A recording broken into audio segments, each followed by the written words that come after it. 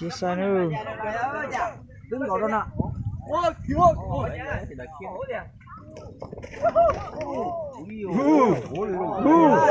Hai bà mơ. Hai bà nữa mơ. Hai bà nữa mơ. Hai bà nữa mơ. Ô, trời ơi, gì đó. Tao bao mơ. Tao bao mơ. Ngủ chân cả cho nữ. Học quay sống lên chiều. Khiếp của tí ra. Mà chỉ cho cả nó mà chỉ thích là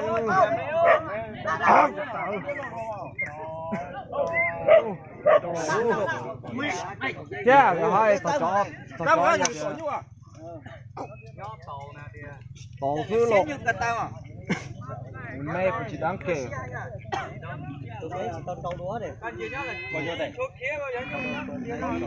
nên nhiều nha ra họ chỉ được kia nào ra bạc kia là một tổng chia đó kia là tổng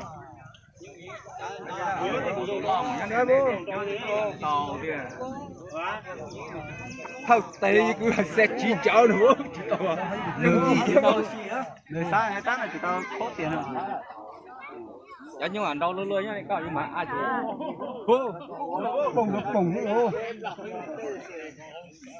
Cái gì nhưng đâu có gì có nhá là lao. Thấy còn hay thấy kia đi à? Wow. Lo té này. Cái kia này ra là luôn. Cái này có tát té không à? Kia nữa nó mà nhịt thau. Này thì cha thì mê kia thì mê lần đó không tụi như có bao thì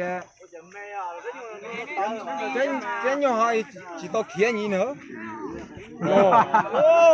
Là kia nó ho là Sẽ dịch ra. Cái mà đó là cái nhỏ chỉ sau nữa. Luôn là trên là thực tế lúa đó tụi giờ thành thực chỉ thì như chỉ bỏ lúa hết này lúa chỉ bỏ chân này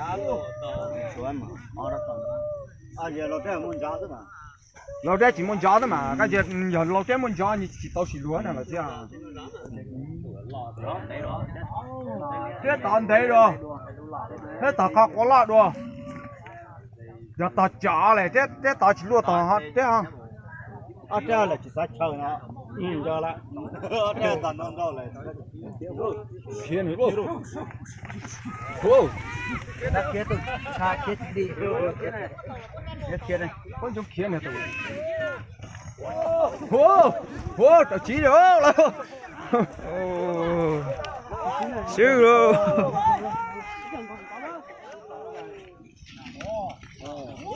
wow wow wow wow wow wow